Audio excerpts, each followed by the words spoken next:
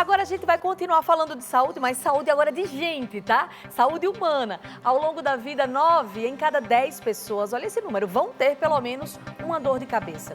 Infelizmente, no último ano, esse foi um drama que entrou na rotina de 140 milhões de brasileiros. É muita gente, não é? Mas há diferentes tipos de cefaleia, viu? Com causas e intensidades diferentes. Algumas delas incapacitantes, como a enxaqueca, que é a segunda principal causa de afastamentos do trabalho.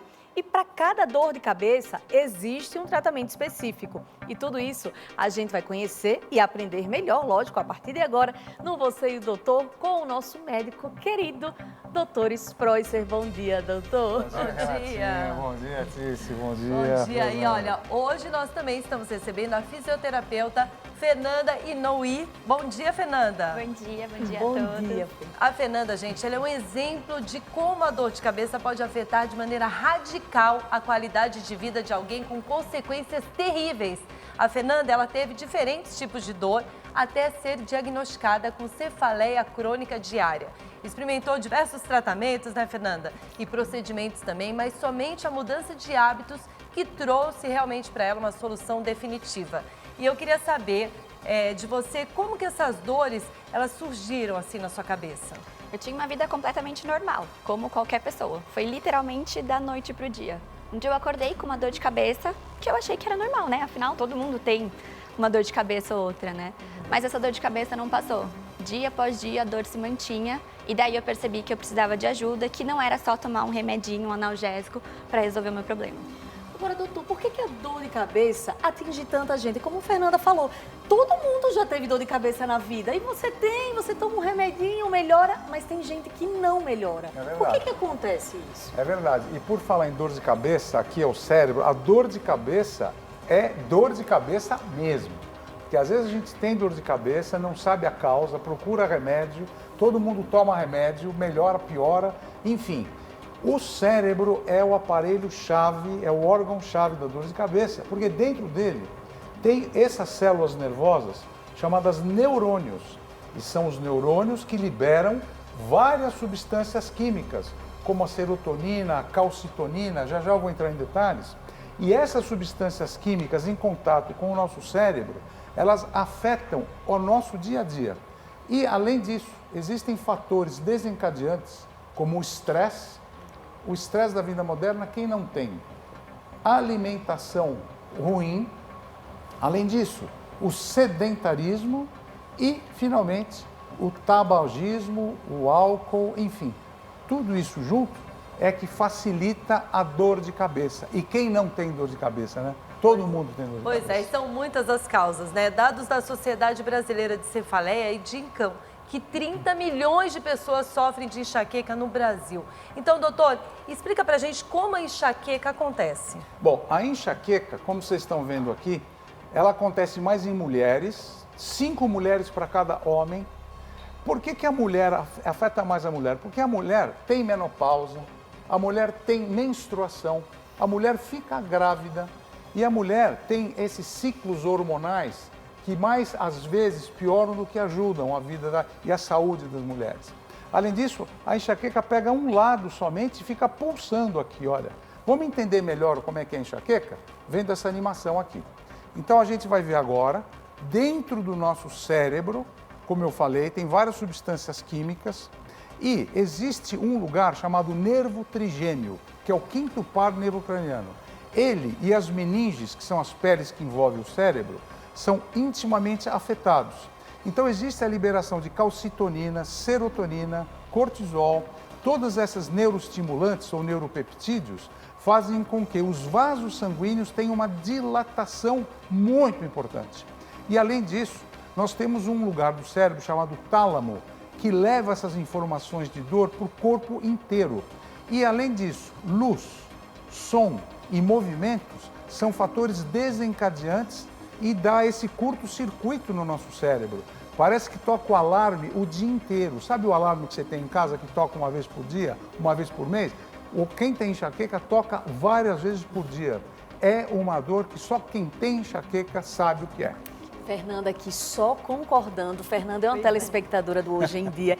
E a gente trouxe porque é um exemplo muito prático e muito real do que é sofrer com a enxaqueca, que é um dos tipos de cefaleia que a gente vai falar aqui no Hoje em Dia. Agora, como é que ela começou? Você estresse, má alimentação, sedentarismo ou tabagismo? Você se identifica em algum daquele... Com tudo. Com tudo. Com tudo. Na E verdade, como é que começou? Ela começou mais ou menos pelos meus 23 anos. Eu levava uma vida meio caótica na época, residente. Então, aquela coisa que você não dorme, você não come, você não tem uma vida direito, né? E eu percebi que tinha algo estranho quando passou a não ser só dor de cabeça, né? Então, a gente costuma sempre pensar, enxaqueca é só dor de cabeça. Mas eu tinha um monte de outros sintomas associados. E isso que foi o sinal de alerta de que, peraí, não é só uma dorzinha de cabeça, tem alguma coisa aí atrás. Aquele remedinho tradicional já não resolvia mais? Não resolvia. Foi nessa época que eu comecei a usar bastante medicamento, porque senão eu não conseguia levantar da cama para trabalhar. Então passou a ser algo extremamente incapacitante na minha vida. Daí o sinal de alerta de que não dava mais para empurrar com a barriga e que eu precisava de um tratamento. É muito sério mesmo. E doutor, de acordo, né, com os dados da Organização Mundial da Saúde, a enxaqueca é a segunda maior causa de incapacidade do mundo. Quais são os sintomas assim mais comuns que limitam tanto a qualidade de vida das pessoas que sofrem realmente da enxaqueca? Os principais sintomas da enxaqueca, como vocês veem, a enxaqueca ela dá sintoma no corpo inteiro, né? Então ela afeta, como é que é o sintoma? Basicamente, a enxaqueca tem um histórico familiar importante, hein? Tem um histórico de genética. Fernanda, na sua família você tem familiares, né? Tenho. Minha mãe sofre com enxaqueca, minhas tias têm enxaqueca. Então, já era uma coisa presente na minha família mesmo. Então, a genética e a hereditariedade é importante, associado a histórico de pelo menos 5 crises ao mês, manifestação de náuseas, vômitos, aversão à luz e ao barulho, dor pulsátil e de um lado só, e agravamento do quadro com esforço físico. Esses sintomas são muito importantes, porque quando você chega no médico, quando você conta tudo isso, para a gente fazer um diagnóstico fica mais fácil. Então a gente tem que conversar. O diagnóstico muitas vezes é clínico. E isso que é importante, Fernanda. Você que teve esses sintomas, você se identifica com eles também, né? Sim, muitos. E qual que é o pior, Fê? Olhando assim, qual que você lembra que diz, não, esse não dá? Ou é um conjunto? Eu acho que é o conjunto, sabe? Então, por exemplo, a náusea e o vômito faz com que você não consiga comer e você toma remédio e põe ele pra fora. Então, o remédio acaba não adiantando. Eu lembro... Qual que é o A pior? aversão à luz também é terrível, porque assim, eu não conseguia abrir a janela do quarto. Eu ficava trancada num quarto escuro, aí você não come, você não toma água porque dá enjoo, e o quadro de esforço físico. Então eu tinha uma filha pequena na época, que agora já tá grandona, mas eu não conseguia nem pegar minha filha no colo, porque a dor era insuportável. Eu tive também uma época da minha vida, eu tinha enxaqueca e eu lembro que quando eu ia fazer sessão de fotos com o modelo, que fica aquelas luzes muito fortes na minha cara, eu chegava em casa com muita dor. A minha mãe até cortava metade da batata gelada e colocava na minha cabeça para melhorar. Eu acho que esse carinho melhora mais do que em si a batata, né? Ajuda a batata na cabeça? A compressa gelada na cabeça, ela ajuda porque você está tão desesperada, né? Tão desesperado, que você faz qualquer coisa. A Fernanda tá rindo, acho que ela fazia isso também. Porque é a batata, é o pepino, o que tem de gelado você coloca. Todas as verduras estavam ali ao lado. E eu achava que era o legume que estava ajudando, entendeu? Até eu entender que era o gelado, que era tão mais fácil eu pegar o gelo e colocar lá e resolver o problema. E não resolvia, na verdade. Agora a gente vai aprender mais sobre as terríveis dores de cabeça que somente neste ano, gente, atingiram 140 milhões de brasileiros. Entre elas, a enxaqueca, que é a segunda doença mais incapacitante do mundo. Pois é, e eu queria saber, doutor, do diagnóstico, né? Como que a gente pode ter esse diagnóstico? Bom, o diagnóstico, Luciana, ele é clínico. Nós temos que conversar com o paciente, examinar, ver a história, ver a hereditariedade, ver quem tem na família e, se necessário, fazer exames. Mas o que acontece atualmente é que a gente pede muito exame e às vezes não dá nada. Eu não sei no seu caso, Fernanda, mas claro, todo mundo pede exame, né? Sim. E às vezes não tem muita coisa. Não foi assim com você? Foi. Foi no meu caso, até chegar ao diagnóstico? Foi. A gente levou vários meses para chegar no diagnóstico, porque a gente foi por exclusão, né? Então, primeiro, como era uma dor de cabeça extremamente intensa, pensou-se em algo mais grave, né? Então, me viraram do avesso, fizeram um monte de exame. E aí, quando viram que não tinha nada, né? Eles falaram, não, então não tem como, é enxaqueca. Então, e aí, nesse meio tempo...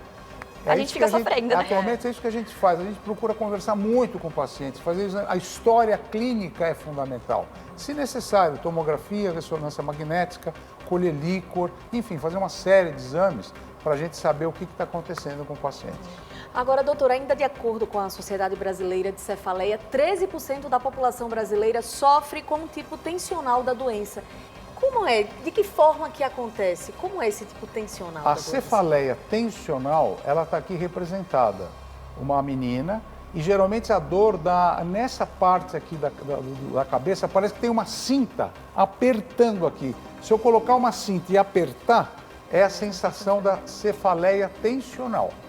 E você teve também, né, Fernanda? Teve. Ela teve Então, muito, doutor, porque ela está aqui, ó. Olha, essa cefaleia tensional é tão importante hoje no quadro Você, Doutor, que eu vou mostrar outra animação para exemplificar como acontece. Então aqui você tem os neurônios, que são aquelas células que eu falei, que liberam várias substâncias químicas, como a calcitonina, a serotonina, e o fator genético hereditário é fundamental. Por isso que a história clínica é importante. Além do fator genético, o estresse, como eu acabei, no comecinho do programa eu falei, o estresse é o mal do século.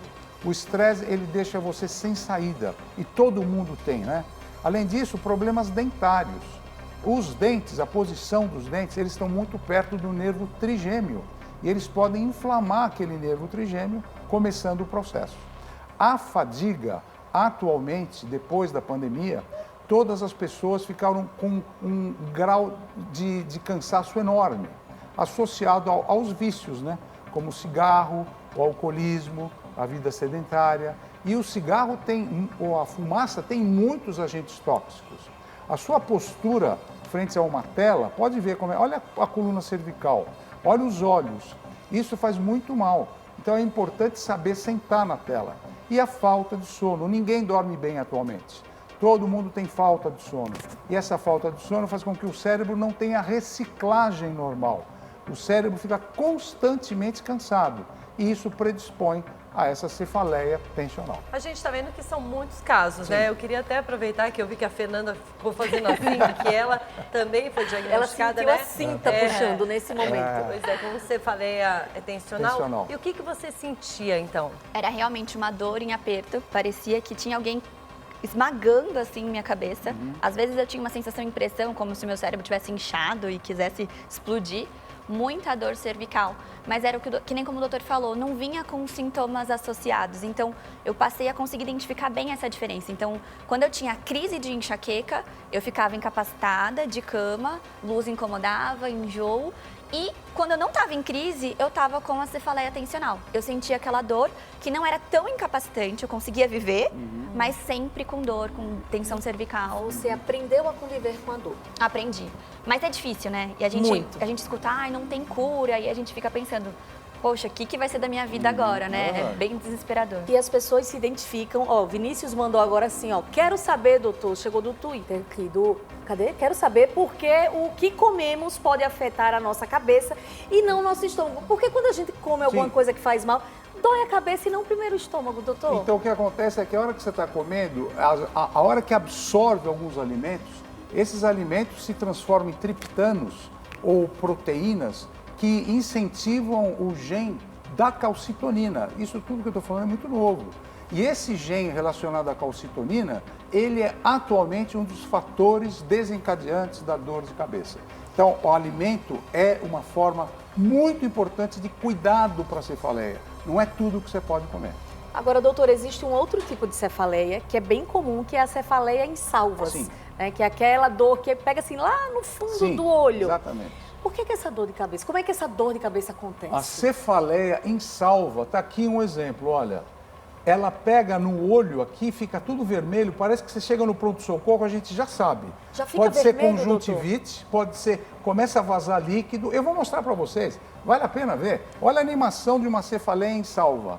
Geralmente dá em homens, de um lado só, atrás do olho. E olha o sintoma, olho fica vermelho, começa a lacrimejar. Quando chega alguém no pronto-socorro com lacrimejamento e depois escorre um líquido pelo nariz, que vocês vão ver agora, parece até rinite, sinusite.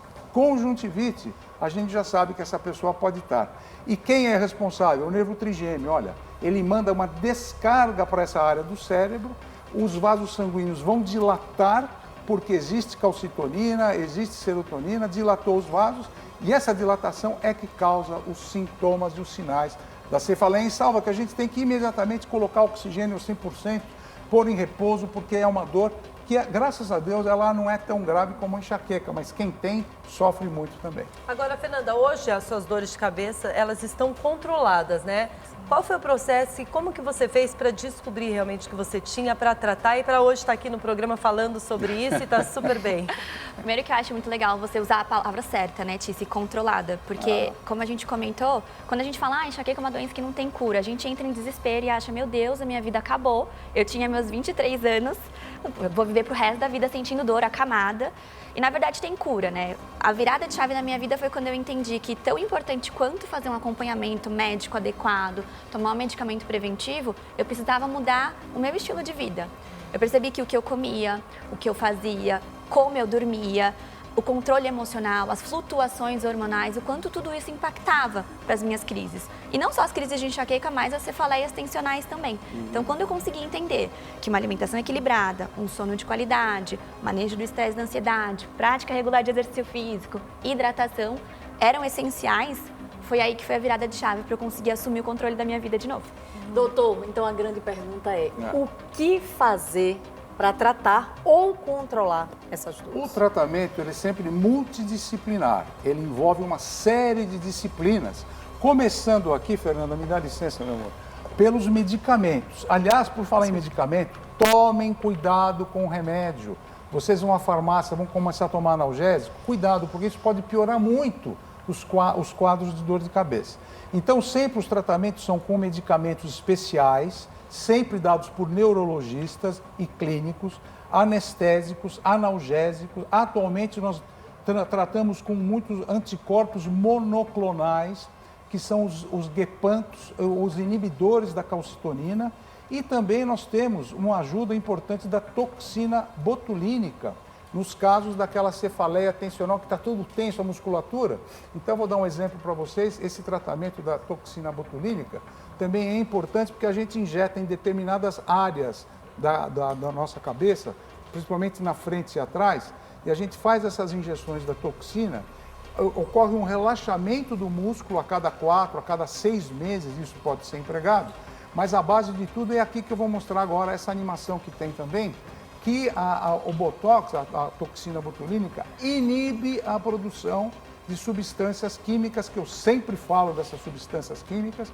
Olha do lado esquerdo, sem o Botox, como as substâncias químicas passam para o cérebro e dão a dor de cabeça, e do lado com o Botox, não, ele inibe. E essa inibição é muito importante.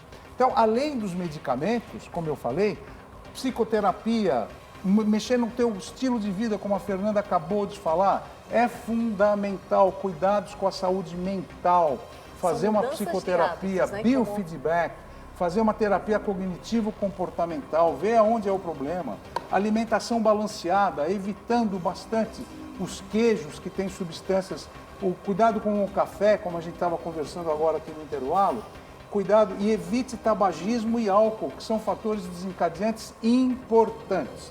E, finalmente, eu não podia deixar de falar da atividade física. Então, é um controle da doença, é um cuidado com você como um todo e o tratamento sempre multidisciplinar. Muito bom, doutor. Muito obrigada por mais essa aula maravilhosa, viu? Prazer estar com você. Prazer é meu. Fernanda, muito obrigada, viu, por você ter exposto aqui, né, uma dificuldade sua, mas que está controlada, graças a Deus. Mais saúde para você, Parabéns. viu? Obrigada. Eu queria até aproveitar para agradecer, porque eu acho tão importante a gente poder falar sobre enxaqueca, porque muita gente, por mais que tenha toda essa tecnologia, tem muita gente que não consegue entender de uma forma tão clara, tão simples, né, de se trazer o que é a enxaqueca. E aí até aproveitando para poder divulgar que hoje eu ajudo centenas de mulheres que sofrem com enxaqueca através do Instagram. Então eu falo sobre mudança de estilo de vida. Quem puder me seguir. Qual o Instagram? É @empoderamento.enxaqueca. Lá eu Boa. posto muitas Olha dicas só, hein? para Muito poder bem. ajudar. Porque é justamente isso, entender, né? E se empoderar sobre a sua saúde, né? Ô, Fê, eu acho que também desmistifica quando a pessoa diz, eu tô com dor de cabeça, eu não vou trabalhar. É frescura. Não é isso tudo. Mas não, é a segunda doença mais incapacitante. do E mundo. isso quer dizer muita coisa. É né? muito sério. Então, lembrem que esse quadro hoje é histórico no Você e o Doutor, porque mexe muito com a sua saúde, qualidade de vida dos seus familiares e de você. Muito obrigada, doutor Spross, mais Prazer uma enorme, vez. viu? Semana que vem estamos juntos novamente. Deus quiser.